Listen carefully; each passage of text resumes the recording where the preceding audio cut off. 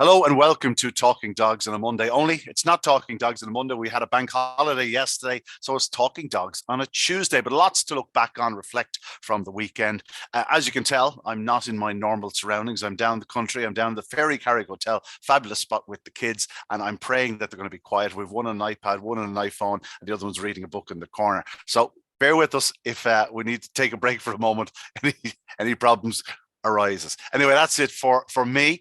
We are joined, as always, by the exile dub Tommy Lyons, not from any hotel, but his luxurious abode down in Youghal in County Cork, and of course the Northsider, the main man, the Barry Caul, a gentleman of all gentlemen, who was at Shelbourne Park on Saturday night and enjoyed some top-class racing. I know because I was speaking with him after the action. Gentlemen, before we get to Shelbourne Park and the Open 600, sponsored by RPGTV, let's start with the Time Greyhound Nutrition Select Stakes. I think in many ways, Tommy, this really did live up to its name. It was a very select field, and in the end, we had a very, very talented winner, a dog who really is going places. Yeah, very much so. And again, it continued Graham Holland's unbelievable run over the last few weekends. Talk about a lucrative run.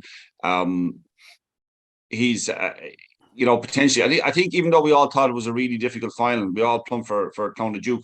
And actually, I don't know whether, in terms of prices, but it looked like he returned, 5-2? Is that or 9-4 or something? Is that right? 9-4 officially, yeah. That seems like a price and a half because I think the makeup of the race wasn't as bad as it initially looked for him being out in trap 5. He's actually probably better somewhere reasonably central. And the Weekend Dream dog in 4, who absolutely yet again, and I've gone on about him quite a bit in the last while. He's just a great advertisement for his trainer, just the way he's running and the way he's got him back to run so consistently at the very top level. Like, he just runs up against one. He actually ran his heart out and he pushed Clona Duke all the way. But we know how tough and how strong Clona Duke is on the bunny. Like, he's a real tough dog to beat. 27.95 in Limerick only a few weeks ago. I think it was a fabulous run by first and second Dean, I'll be honest with you. Yeah, Barry, in many ways, Weekend Dream put it up to Clona Duke, but also probably made the race for him to an extent, because from trap 4, he did edge left in the early yards. And as a result, Clona Duke got a lovely, lovely passage into the bend. Now, sometimes dogs get lovely passages, don't make the most of it. But Clona Duke, what we've seen in the past is he has tremendous early speed, and he may have just headed Weekend Dream on the corner. Maybe that's something to do with Weekend Dream. Maybe just getting a slight clip in behind from the other Kobe, or it wasn't Callaway Problem. It might have been the other Kobe just on his heels. As a result, Clona Duke sort of joined him and headed him just on the corner and quickly went about it. He's a dog who is rapidly developing. We saw him during the Juvenile Derby, winning his first Classic. Here he is winning another major prize. But on this occasion, he really had to work for it himself, and he got there. I think he's progressing all the time. We thought during that Juvenile Classic there was better to come. That's been the case this year. A star in the early rounds of the Kirby. Now he's a Select Stakes winner. And if he does go to Toaster, I think he's a major, major player. Yeah, he's incredibly fast. It was a cracking race. I think when we seen Clona Duke at the back end of last year in the Juvenile Derby, it sort of took him a couple of yards to get going, didn't it? Maybe his first 20 or 30 yards, he was a little bit sluggish, but then when he got into his stride, he really started to motor and motored home as well. But he showed good early pace there again on Saturday night to win it. You got a feel for Pat Kilfoyle. I'd say he's shaking his fist at that pesky Graham Holland. He done him going into the bend with Scaglietti, didn't he? And then again, now he beats him in the Select Stakes. So Pat's dogs are running really well. He mightn't be getting their heads in front in the final, but Weekend Dream, yes, Tommy said, he ran a really good race. I thought Callaway Pro-Am just maybe charged the traps a little bit. And of course, the other Kobe is much better when he leads off the front. But yeah, Clona Duke, like it's hard to believe it was only the Juvenile Derby in December. He seems he's around an awful long time. I think he's in March, isn't he? But I think if he goes to Toaster, he'll be a big player, because he's that type of dog. He's good early pace and he's strong off the front. So yeah, good final. Fair play to Willie Rigney and Time. I have to give them a mention as well. But yeah, Clona Duke, he's amongst the best in the country now at the moment, isn't he? Really. So yeah, it's interesting to see where they'll go. I'd say they will go to Toaster. Yeah, Willie Rigney, John Fox, when he set up Time Greyhound Nutrition, it seems like in the last couple of months, but already they've sponsored 2 or 3 wonderful competitions and plenty more sponsorships to come. Big shout out to real Greyhound men, no question about it. Own plenty of dogs themselves. Great to see them involved in the sponsorship end of things once again. Tommy, Clona Duke, I suppose you're probably claiming this fellow was a Cork success. Kevin O'Brien, he doesn't sound like a Cork man, but he's certainly, like, Clona is from Clonakilty, isn't it? Yeah. I think he's originally from Clonakilty, or his family certainly are. Kevin, he's had a few very good dogs actually over the years in recent years with Graham Holland. yeah, you were saying that like we know what a big early pacer this fella is, but I think until the final of the juvenile derby, we weren't even sure that he was an early pacer. To be honest with us, he just seemed to, he did everything right that night. I think you were on him, were you, for the juvenile derby? He was. At prices, yeah. I was Yeah, waiting like for someone to say it. I just wanted to trumpets out, but yeah, like he went from that then to flying out in the first two rounds below in Limerick, and then missed the kick the night he got knocked out. Yeah, I like. I'm not entirely sure that he's completely where he needs to be yet, but he's young enough to improve. It's funny what Barry said, because it does feel like he's around forever. Because I suppose when we talk about this most Mondays and we talk about the big stakes, he always seems to be in there, or he's involved some way in the chat. So he does feel like he's around for a long time. But he's I loved the part I loved about the other day is that not much the break or whatever, but the acceleration for the last 25, 30 yards into the bend. I think that's where the race was won, if I'm honest about it. And it's like, it is what you said. He has developed early pace, and it's again going back to a couple of things we talked about in the past with different greyhounds over the last few weeks, that they changed in their style of running somewhat. Yes, you might have argued that he had a bit of early pace from the outset, but he wasn't necessarily trapping, or he was tending to be a little bit hit and miss at the traps. He seems to have improved in that department, and he's got that acceleration into the bend. So could he be a player in Toaster? I think he probably could. It wouldn't be, mightn't be top of my list, but he could definitely be a player. I just want to mention that he is, of course, bred by Sharian O'Donnell. They've had great success in recent years. New in Taylor, new in Session, dogs like that. And here we are, another one, Clona Duke, and very much a classic contender. I tend to go a bit more, and I think he could nearly end up being, apart from Swords Rex, the dog to beat in Toaster. I don't think there's an awful lot going, certainly from Irish shores, and I don't think there's an awful lot in England that can really threaten him in overall sense. If he produces his best form and takes to the traps, the different mechanism in boxes could actually suit this fellow compared to the more natural starters going over from Ireland, because it's just that little bit later, who knows, he could develop into a ping starter or something like that. If he does, well, he's going to take some beating. I'm going to be a tiny bit harsh here. It's my nature when I'm trying to. If you're going to have a bet, I always kind of err on the side of, as there was a great phrase told to me by a very successful punter many years ago. He said to me, "Always go with the negative, right? Always go with the negative if you're a punter, because if you have a negative or something, then stay away from it. It's not worth taking the chance on the bet." My only concern with him is Toaster's a quirky track. There's nothing about the dog's ability that says he can't be an English Derby winner. He certainly can. But there's something quirky about the track. And I don't know that I've seen in recent years dogs that consistently fly out and do everything right in Toaster. Sometimes they're looking like superstars doing it all right. Then the next time they're missing the kick and they're struggling. I'm just concerned that night in Limerick when he missed the kick and he didn't have the nous to kind of qualify, where I think he probably should have. Personally, that might be a bit harsh on the dog, because he was coming off the back of a 27.95. Well, he was sitting third down the back straight. So yeah, in theory he was in a position to qualify, so he should have qualified, really. Yeah, that is my concerning, and that might be very harsh, right? But because I say ability wise, he's definitely up there. You're right about what you say about him being a leading contender in that sense. But I just think that you won't. Maybe he'll prove me wrong. I don't think you'll find a dog that's just going to pop out and make all in the English Derby. I think you need a dog that's proven that it can do it both ways, and that's my only concern for him, because he's definitely talented enough. Yeah, no question about it. We Can Dream already got a mention in second spot, Barry. What a start he's been. Like, you think he's around forever as well. Like, he won last year's Juvenile Classic, but he still has less than 30 races on his card. He did have a couple of breaks in his card last year, so you can certainly see him challenging for major honours again through the rest of the year. Perhaps maybe a Laurels towards the back end of the year. The other Kobe just got squeezed out in the opening yards. I thought it was always likely to happen. The 9-4, joint favoritism. I would have liked to have been taking him on, especially with Crypto Punk on his inside and the likes of Callaway Pro-Am and We Can Dream on his outside. I thought there was always a chance that it was going to get tight at the inside, but he ran well in third spot. He's running really well. Callaway Pro-Am never happened for him. He was the first dog that was sort of finished in the sense where We Can Dream cut across him. You could just see him sort of checking up straight away. He'd nowhere to go, and that was his goose cooked. Kilgraney Sydney from the outside could never really get involved. That was always going to be a struggle. That's why he was 20-1. And Crypto Punk, as we said, wanted to be the middle of the track. But these are 6 quality greyhounds. We're going to see plenty more of them through the year. Yeah, look, they're all going to be Irish Derby bound eventually. That's going to be their main target. I think We Can Dream, yeah, he ran a cracker in that. He ran well in the first couple of rounds of the Derby last year, if I remember correctly. I think he might have clocked maybe 29.60 or so in the fourth round. The other Kobe, he can be expensive, can he? He's a bookmaker's pal. He's been beaten an awful lot of times at short prices. I know 94 is not too short, but he has been beaten a good few times at odds on or in around even money. But look, he's incredibly fast on his days. We've seen at the Winter Racing Festival last year. Callaway Pro-Am, yeah, he's just seemed to charge traps ever so slightly. It was great for the buggies to get Kilgraney Sydney to the final. He ran with credit all through the competition. And of course, Crypto Punk, he's a dog who's kept his form really well. He won the Consolation Derby last year, didn't he?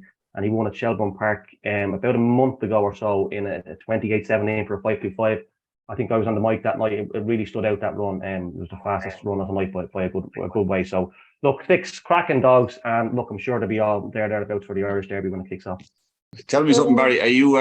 Are you a Clona Duke fan in terms of the English Derby?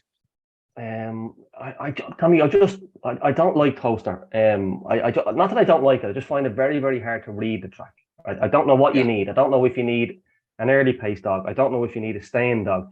Like, from what I can come down on, I think the type of dogs are 600-yard dogs, the likes of Priceless Jet, the likes of Hello Hammond, dogs who are really, really strong that can flash from paps on occasion. So what I mean by that, dogs that will always qualify, like a Hello Hammond or a Priceless Jet will always run on and qualify, but they have that ability just to hit the lids when it matters some nights. Like a fella said to me before, it's easier to pass around Monte Carlo than it is around Toaster. You know that way. It's very, very hard to get past. They seem to be always on the turn or approaching a turn. There's a dog I like of Mick O'Donovan's, but I don't know if Mick is going to go over there. He only won an A1 recently, but he's called Law Hill King. I just think he could be the type to go well. He ran in a 750 down in Kilkenny behind Pablo Escobar and Jack Tavern-Bella. He led them a long way, and then he won a 600 in Limerick. I think it was the night of the final of the Kirby. Finally. 32-30 or something like that. Cracking run. Like, he's a dog with plenty of pace. And I just think he might go well if he goes. But look, we don't know who's going to go to Toaster this year, so it's all up in the air. Just looking him up, I do remember him winning the night in Limerick. What has he got? He's got 9, 13, 16 races under his belt. He's still relatively lightly raced. Yeah. He's gone from, as you say, leading in Kilkenny in a 750, getting picked up late, and then to winning and leading all the way. But that race. Go on. Sorry. No, good. That race was. That race in Kilkenny, he sort of pricked his ears when he was in front at the last bend, and the others came to him, and he ran on again. It wasn't a case of him. Wasn't a case of him not staying to 750 because, or what's it, 730 down there. He picked up again when the others came to him, and I think he was nearly back past Pablo Escobar, heading for the escape. You know that way. So if he goes, it'd be an interesting one. Well, it might be the type of dog too. I'm sure he'd be a big price, especially when he's coming from A1, into a derby. But it might be the type of dog. I think a type of dog that can think a bit, which not necessarily the type of dog you like on a weekly basis, but the type of dog you might just like going to Toaster. It's why when I'm thinking about it, I just want to see the dogs. I don't want to see the flash out and gone dog. I want to see the dog that's been can do that, because I think you will need to do it on nights. But the dog that can find a way to qualify when they haven't done things right. And that's kind of what I'd be looking for. Right, so that was the Select Stakes. I think you lost me there for a moment. I'm back. The Ferry Carrick Wi-Fi isn't really standing up. Kids being on iPads and iPhones and whatnot around me. But here we are, and we're back. A great winner of the Time Greyhound Nutrition Select Stakes in the form of Clona Duke. We look forward to seeing where he turns up next. Hopefully, he will be Toaster, because I've had a few quid on. Okay, we'll move on. Next up, we're going to back to Shelbourne Park on Saturday night, because the RPGTV Open 600 saw 2 wonderful semi-finals. One in very different fashion. All for the best winning the opening heat, coming from 5 lengths back at the third bend to pick up Disco Pants on the line. And the other heat, well, won by a dog called Balnabola Ed. Tommy may knock him, but I'll tell you something, he's some sensational tracker. Barry, you were at Shelbourne Park on Saturday night. The first heat was an unbelievable finish, all for the best. Looked like he's lost ground down at the third bend. Disco Pants was running hard out front. Seemed like he had done enough, but then All for the Best launched his challenge late to get there. On the line, Stories Cash out just behind him in third, and Balnabola Ed, in a completely different fashion, just shot to the corner, went clear, and remained so to do 32.17 on a track that was not running fast by any stretch of the imagination. I had it back about 20 from lights where it's really going well. I think it was a sub 32 second run. I think close enough to a track record, to be honest. Sensational run by Balnabola Ed. 1-3 on the night. I'm surprised that he's not 1-3 again for the final, but that's for another day. Barry, talk to us about the two semis. Yeah, just first of all, cracking night's racing there at Shelbourne Park on Saturday. Huge crowds, great racing. The 15 minutes between racing was brilliant. Talking to a few people at the Curragh yesterday, bookmakers, they were saying it was big business they had. The tote was very busy as well. So all around cracking night at Shelbourne Park. The two semi-finals, I'll start off by saying I had £100 on Disco Pants at 2-1 on in the photo finish. And he gets beat ahead. Not even a short head. He gets beat ahead. So yeah, that was no sooner had I turned around to have another look at the screen. I had to turn around and I had hand back at £100. Barry, right. Listen, there are two things you have to keep in mind in a photo finish in Shelbourne Park. Is the dog on the outside? Yep. What did you call? You called 5, and I went, my old buddy's on the line up there. He's at the calling 5. I didn't call 5. You did so call 5. I actually listened back to it this morning thinking, I can't believe I just didn't call 6 straight out. I called a photo finish. Yeah, I called 5. But to see he was beat ahead, like I couldn't believe it. Anyway, that's neither here nor there. I got it back in the next race. But yeah, look, Disco Pants. He's always ridiculously short on the toes, isn't he? Because of his name, Disco Pants. I think he went off something like 2-1 on the toe. But sorry about that. Yeah, look, all for the best. He's getting no younger, but he seems to be getting stronger with his races. And he, as you mentioned, he was a good 4 or 5 lengths behind him heading into the third bend. So huge finish. 600 yards is really his ideal trip. So look, Disco Pants, he always shows his early pace. He's probably going to be the most likely leader in next week's final from Track 1, although he hasn't got a great record from Track 1. And Story's cash out ran on well. He's a consistent sort as well. He looked as though he was going to play a big part into the third bend, but all for the best is very strong. He pulled away from him. The second semi-final, Balnabola Ed, I think Ted was betting on the distance, even money under or over 4 lengths. So he won the overs there on that. Look, he's a cracking greyhound, and he probably just doesn't get the credit he deserved, especially this year when you look at his form this year. From the back end of the Winter Racing Festival when he won in 30-70, his card since then is fantastic. I'm just looking at it here. He's had 3 trials, an 18-40 around Limerick, a 28-10 around Limerick, and then his 3 runs this year on a track in Shelbourne Park that hasn't been flying, 29-60, and the 2 runs in the last 2 weeks. So he's a sensational greyhound. He was explosive the other night because although he looked very, very likely to lead, it was a race full of real strong sorts. And McNeil got a run of them, albeit from well behind, but they never made a yard on him all the way home. I thought McNeil ran very well for Paul Hennessy in second place, Millridge Bryce running on back in third place. But look, Ed, yeah, he's going to be very, very hard to beat. I think he's the quickest sectional to the line. He's the quickest third bend sectional, and obviously he's the quickest time overall. He does deserve to get his head in front in a big one, and I can see why people might knock him because he hasn't quite won a big one yet. But I hope he wins it this weekend. I find it very hard to oppose him. 2-5 I seen this morning. I thought that looked a bit of value, to be honest with you. 2-5. But look, we could be calling him an English Greyhound Derby winner. He was so far ahead of the pack last year when he met his match in the quarter final. But last year, But look, I hope he wins a big one for Pat Buckley, and it's very hard to oppose this weekend. Yeah, Tommy, it's hard to add what Barry just said there. The first heat was a cracking finish, but Disco Pants and all for the best in a thriller, 32-63, and not missing a beat. And then Balnabola Ed comes out and does a 32-17. It was just a stunning performance on the night.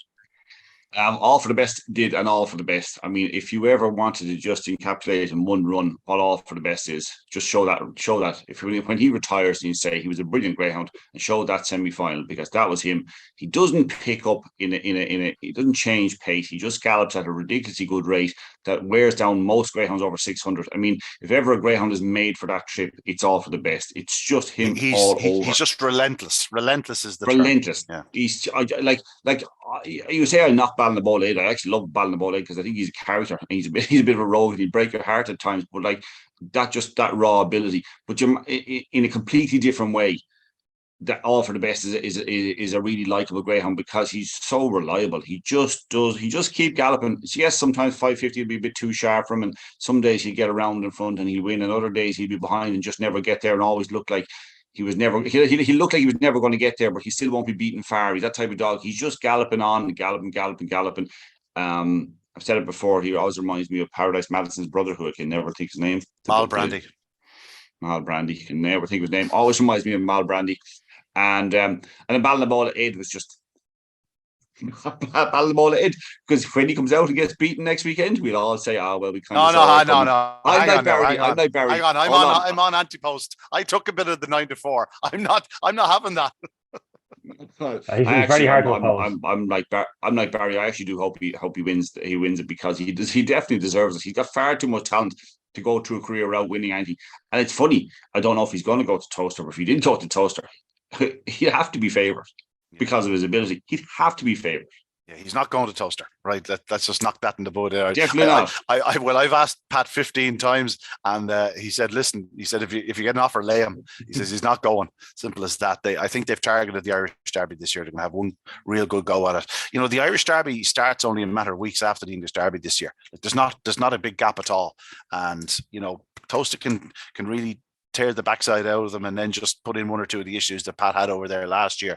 And yeah, he's made a decision and he's stuck by his guns, no question about it. I'm just looking at the clocks there. Disco Pants at 587, Ed at 585. To the third bend, Ed did an 1830 to an 1849 for Disco Pants. I sort of equate that that's third bend section over that 575 600 as the sprint clocks. So if a dog is doing an 1830 in sprint, they're doing some serious running, right? Obviously that's underneath the old clock, right? So I think they're remarkably similar, and you could see Ballinamore Ed doing an 1830. Barry, you already alluded to it, an 1840 odd in the sprint already in the trial this year. So the 1830 is no surprise. And then I have Disco Pants. Obviously he's well behind Ed from the third bend home, but I just did a few sort of guesswork, and I'm putting All for the Best down as 5 lengths behind at the split. And he may not have been a full 5 lengths behind, but if he was 5 lengths behind at the third bend, he's coming home in around a length faster than Ballinamore Ed from the third bend.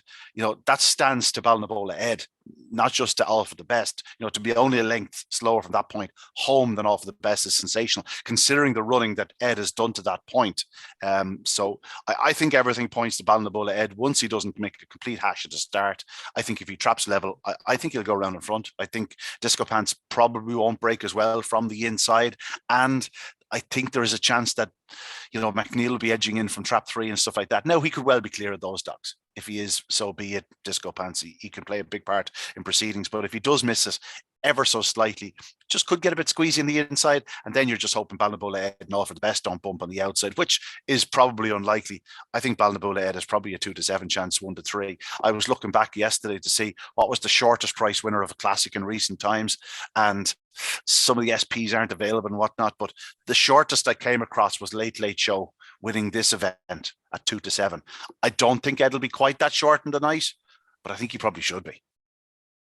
Well, I think he's value. As I say, I think he's value at 2 to 5. Obviously, going to the corner, his main danger looks to be Disco Pants, but as we all know, this is his first time running out of trap 1 out of 575 traps, and dogs, they tend to miss it. They do tend to miss it. He hasn't got a great record from trap 1. He's 0-4 in trap 1 around Shelbourne Park, although he's never ran from these 575 traps. But look, the dogs can miss it. McNeil will edge to the inside like he did from 5 on the weekend. He ran a cracking race.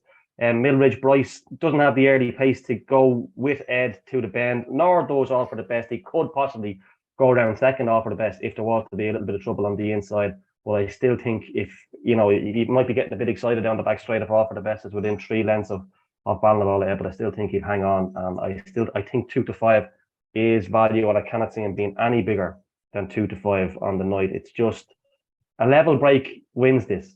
Really does. It's as simple as that. A level break wins it for him, and he's been coming away really well. As I mentioned, his form since he won the Winter Racing Festival has been outstanding. So yeah, it all points to a Ballinamore Ed win for me, and I think 2 to 5 is as good as you're going to get. I thought he was 8 to 15 with the green machine. I could be wrong now. Tommy, I assume we're all going for Ballinamore Ed, are we? Oh, no question. Like it's all. It's like I can't face into a 2 to 5 and be talking to myself next week. But he like Barry's right. I mean, Barry said he might get excited to offer Best turn 3 lengths behind him down the back. If any dog turns 3 lengths behind Ballinamore Ed, he's not picking him up. He's just not. It isn't happening.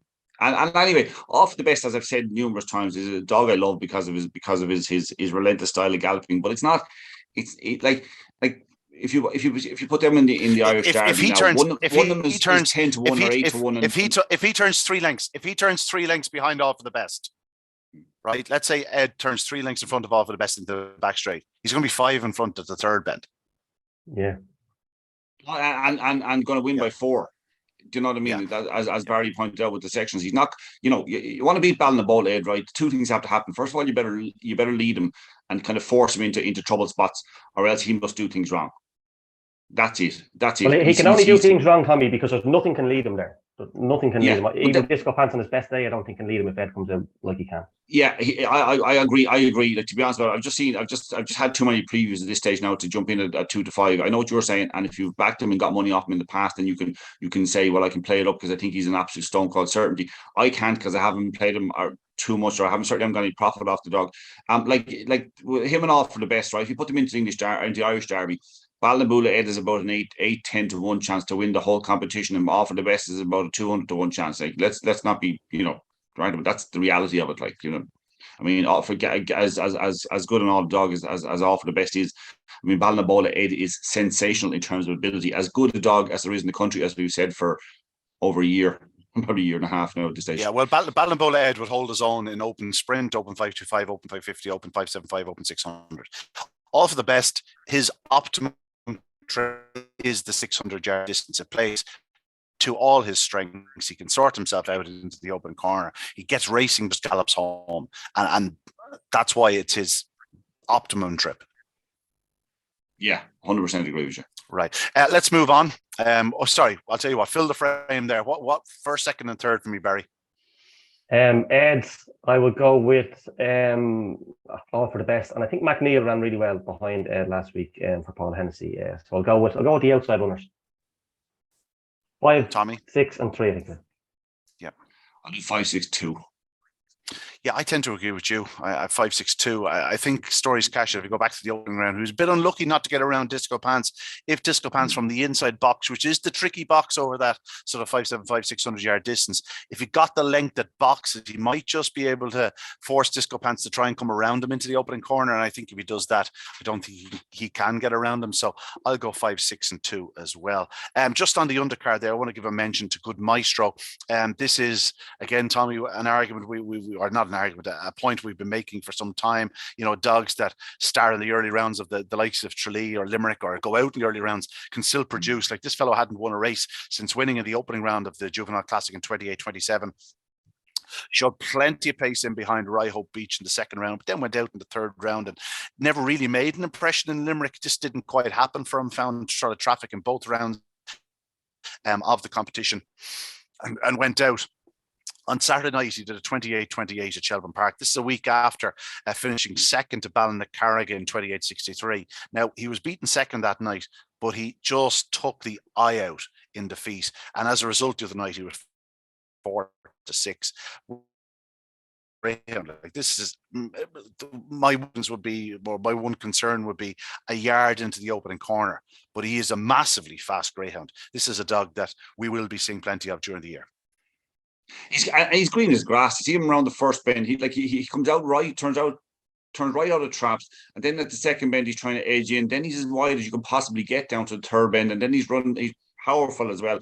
Like, I think he's a dog.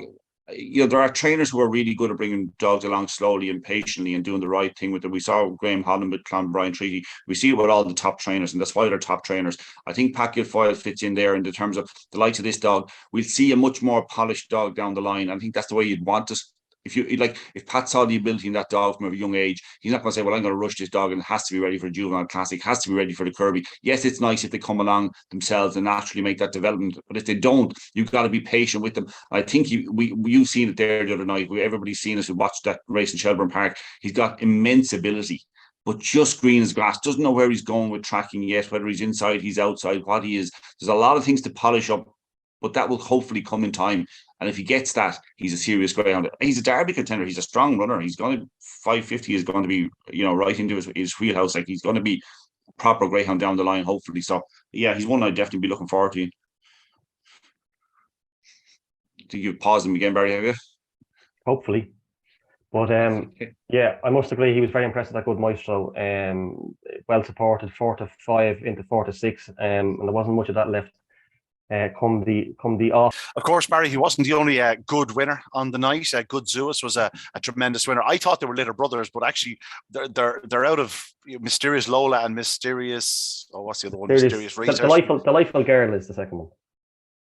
Yeah, but listen, a fine display by Good Zeus as well. And we also have to mention Mustang Jet returned after a bit of a layoff and won the last race on the card. Looked like he badly needed a big run in second by Well Met, but plenty to like about him as well. Yeah, some other eye-catching runs on the card, as you mentioned. Good Zeus, that was a decent race. Stephen Socks at the pace for Shay Campbell. Ben Steady was well supported. He ran on well in second, but Good Zeus, highly promising winner. Had to do it sort of the hard way.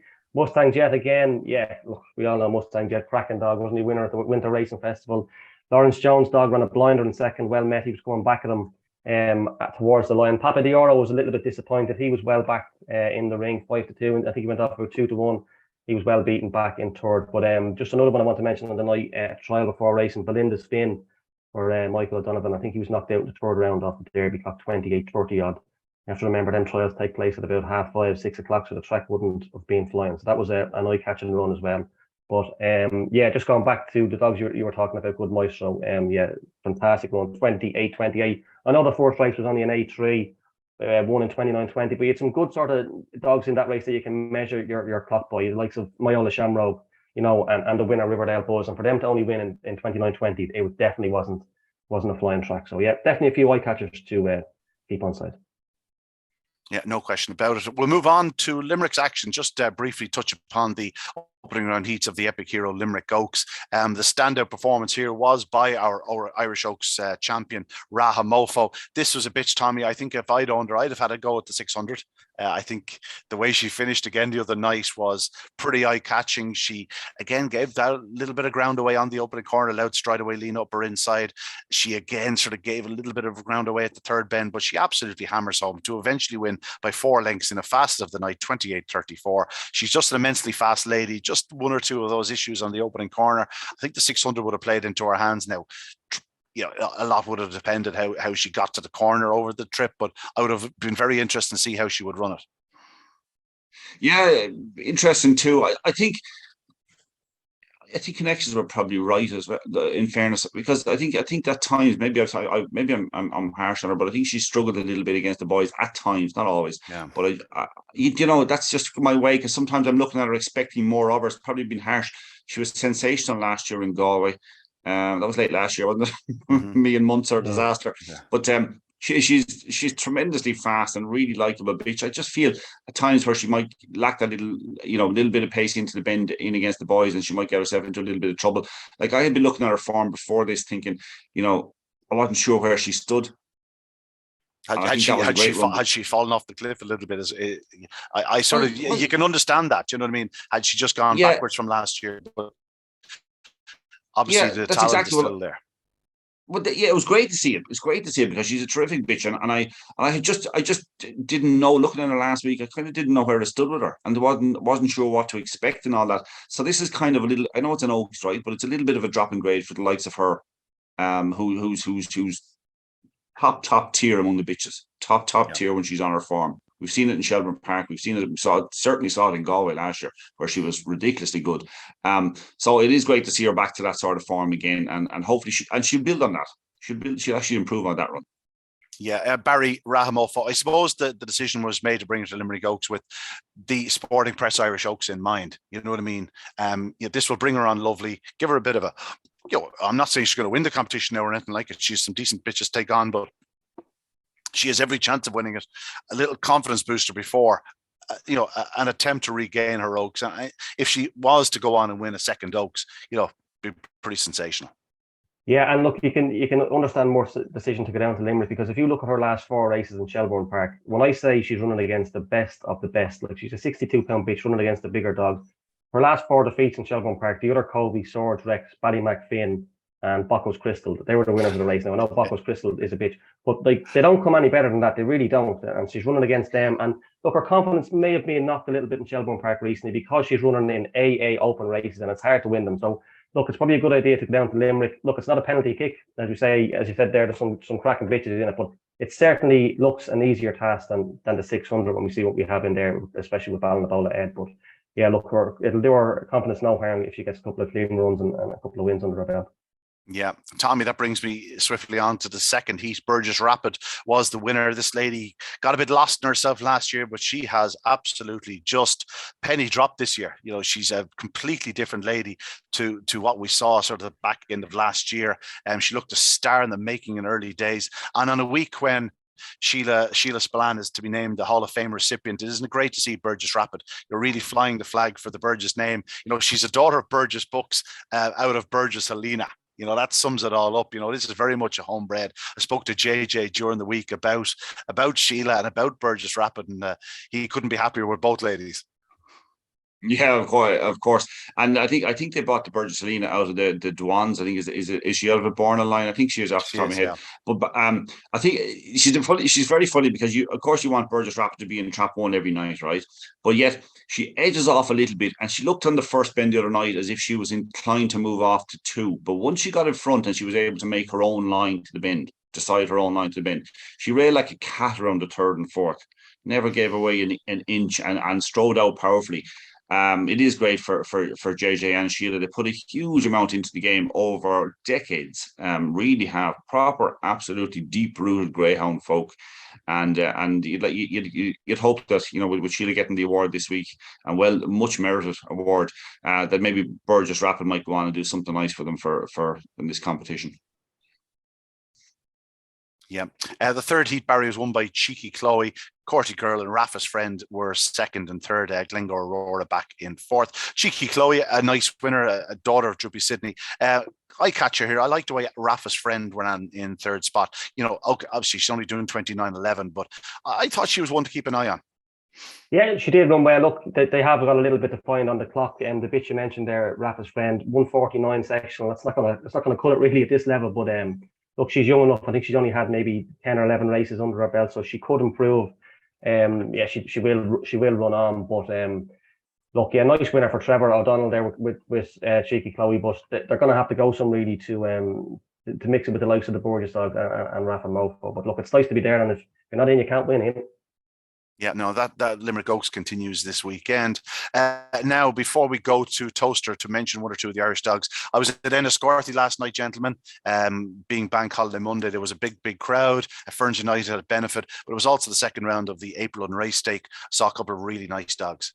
Miami Patrol for Gary Dempsey he looks a proper one. Got on the bunny, 28.64. Dubai Sky for Peter Cronin, 28.75. Two magnificent runs. And the dog that I really took out of the opening round finished in front last night, despite only being fourth in the opening corner. A dog called the gingerbread man for Paul Hennessy.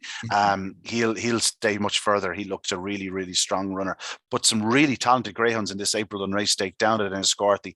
Now the race names last night are not down as the April Stake. They're down as obviously the various benefit sponsors and whatnot, but keep an eye on that competition. There'll be another 4 heats of it next week, and I think there's some very promising young greyhounds to keep an eye on there. Now let's get to Toaster, because we've mentioned once or twice already about the Irish challenge for the English Derby. Graham Holland brought his first few runners over on Sunday afternoon. He had 2 winners, Jack Tavern Bella, of course, the which runner up and one of Ireland, and Bocco's Crystal, an absolutely just a bomb-proof lady. Even the other night, she was only 4th or 5th early. She came through the pack, went second down the far side, flew to the third bend, took it up late, and then had enough strength to hold Shockwave Onyx. She won in 29.57, whereas Jack Tavern Bella was sort of left in front on the opening corner. Sadly, a dog lost its action on the bend, and she won in 29.13.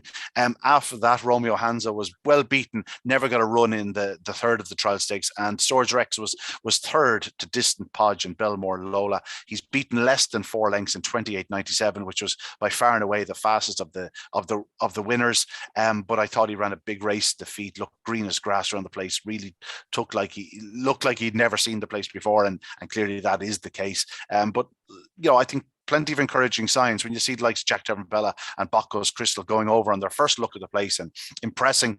It bodes well for us, Barry.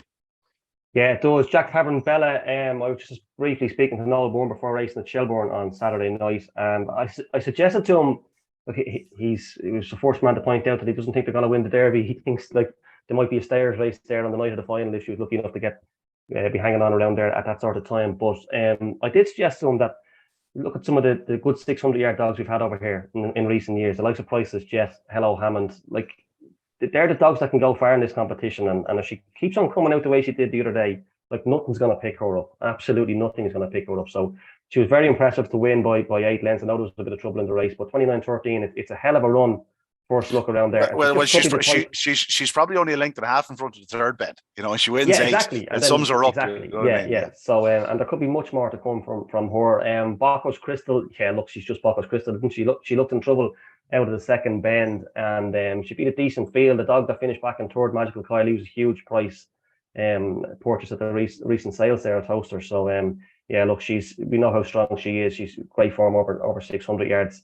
Even in Shelbourne Park. And then Swords Rex, I thought, just like you, I thought he ran quite well for a dog having his first look around that place. It's a tricky track. The commentator was at pains to sort of say he's easing his way around, but that's just Swords Rex. That's just his running style. He's a unique running style, and I think he'll come on an awful lot for that run.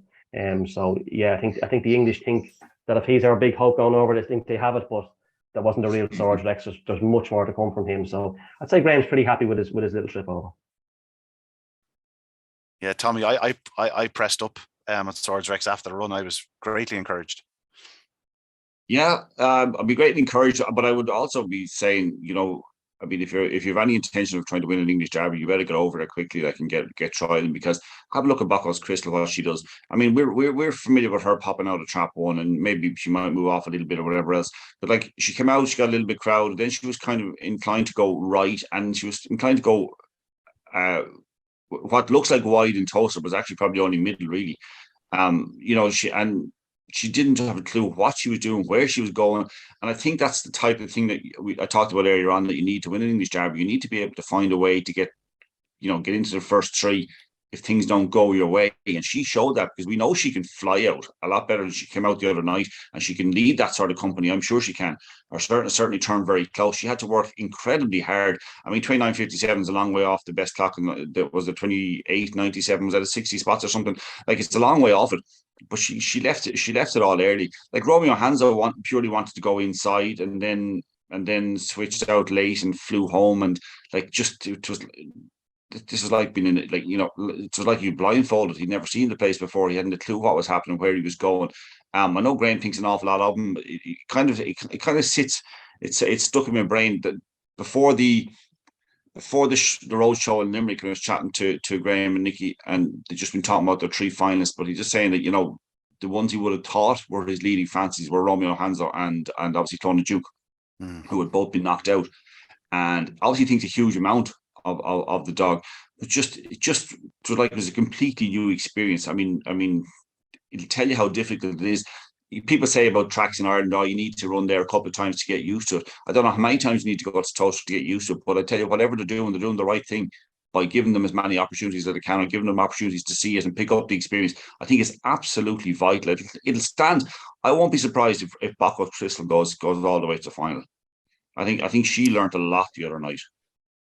She's just a thoroughly likable individual. As you said, it doesn't matter where she is, she'll give her all. Like, she was out with the washing early the other night, and to win from where she was remarkable. Yeah, like, and I've said about her, as I said to you, I think a couple of weeks ago, saying that she has just enough early pace to get herself in trouble against the very top dogs in Ireland. That sort of way, and where she doesn't have enough to clear most of the times, especially over 5:50 and 5:25. But I think she's clever enough, and she's wily enough to deal with Toaster well, or maybe better than a lot of greyhounds will. So I'd be very interested to see how far she might go. Yeah, I think we're in a situation where we tend to look at our sort of, not weaker challengers, that's the wrong term, but the ones that wouldn't be seen as our top challengers, and nearly write them off and think, Asher, they'll go a round or two and they'll do well. I don't think we give enough credit for, like, there'll be a lot of greyhounds in this that are graded runners, like A1, A2 type dogs, whereas ours going over are at least proper open crate runners. And I think that will stand to them when they do get the 2 or 3 runs. Like, let's say if they get 180 in an entry, you can put a pen through 100 of them straight away. And I don't think there's an awful lot at the top of the market in the UK that really has to, really will concern us. I think they're obviously very fast greyhounds, but if you look at the markets at the present for the English Derby, I only sent it to someone the other night. I think I counted in one, certainly in one list of the top 20 in the betting. I think 12 of them won't be in it. So I think there's still holes there in the market. I think if you go looking for the value, and the value is, by the way, this dog is turning up. Like Swords Rex is 20-1. There's 5 or 6 dogs shorter than them that won't even be within 100 miles of Toaster. And it just doesn't make sense to me. If the Derby started tomorrow, I'd have Swords Rex 6-1 favourite. Funny you say it, Ian, and this is where we sometimes fall down, because you have to take in the fact that it's a quirky track. If I name the top 10 Irish greyhounds in the English Derby at the moment, the betting, and I said to yourself and Barry, I said two of you, all right, lads, they're the 10. Give me the best of them. You'll always think immediately, oh well, A will beat B in Shelbourne Park every night of the week. But now you have to think a little bit differently. Going, hold on, now we need a dog that has shown an ability to kind of to overcome adversity to qualify. Show a dog that stays well. Show a dog that is wise enough in its racing at this stage to actually compete in an English Derby. So you have to think a little bit differently, and hence the reason those greyhounds that Barry mentioned a few times earlier on, the Hello Hammonds and the like, and the prices, they're the dogs that kind of can excel in an English Derby, and that's maybe what we should be looking for a bit of value. And I think I know you're saying like Swords Rex would be short, and probably would, and deservedly so. Has he got that now? Are you happy enough that he has that? I would have said, and I did say last year when we were talking, I'm certain I said it last year, that Toaster was made for a dog that thinks like Ballinabola Ed. And all of a sudden he went from being the greatest certainty to win an English Derby too, out of the competition, and I'm scratching my head going, what the hell? I mean, I don't know what you thought about Barry, but I mean, I found that difficult to swallow last year. Yeah, look, I don't know what happened around the third and fourth bend, wasn't it? But like, yeah, he was so far ahead of the opposition at that stage of the competition last year. He reminded me of Premier Fantasy. Remember how much further Premier Fantasy was ahead of everything before his disaster in the semi-final stage. But yeah, I agree. Looking for a winner of an English Derby, I think we do need to look at something like a Jack Tavern Bella could go plenty of rounds. She has the ability to pop out. She stays really, really strongly. And look, yeah, it's a good point you make. It is all about qualifying for the next round, staying on. And yeah, I'd be looking at something that stays 600 yards strongly, just to keep you in the competition. And then you never know if you get to the final, Tommy. You just never know. That's the funny thing with them. They can break a little bit better, different tracks, and they get used to a track. They can break a little bit better than we're used to. So, I'd be, Ian is probably right. If you put the 20-1, if you put the 20-1 Swords Rex in your, whatever it is now, it's best. It is still 20-1 one firm. If you put that in your book now, and then think about what you can find as a bit of value or as a bit of a cover behind Swords Rex. We're just saying, Ian, that maybe taking something that with a different, that we might necessarily think would be a most likely winner if it was run in Shelbourne Park. But you have to think a little bit differently of what we're saying. So you might, get Swords Rex in the book if that's what you want to do, especially at a decent price at the moment, and then look behind for something a little bit different in racing style and maybe what you think if they run the race in Shelbourne Park. So unfortunately, Ian Fortune has ran out of 50 pence pieces in the Ferry Carrick Hotel. His Wi-Fi is dropping in and out. So as I said to Tommy Lyons, he is a DNF, did not finish, but he started well, but we lost him at the third bend. Tommy, before we wrap up, we're just talking about the English Greyhound Derby. So if I was to get one off you now at a price, which way would you be going? I just, I've talked about her quite a bit. I just think she has a lot of the attributes I think you'll need to go a long way. Whether she's quite good enough to win it or not, I don't know. But I like Bacchus Crystal. I love the performance the other night, and I think there's 50-60 spots in her. She mightn't do the 28-90 or 28-80 or whatever this track record kind of runs. She mightn't do that, but I think she'll do enough to qualify a long way.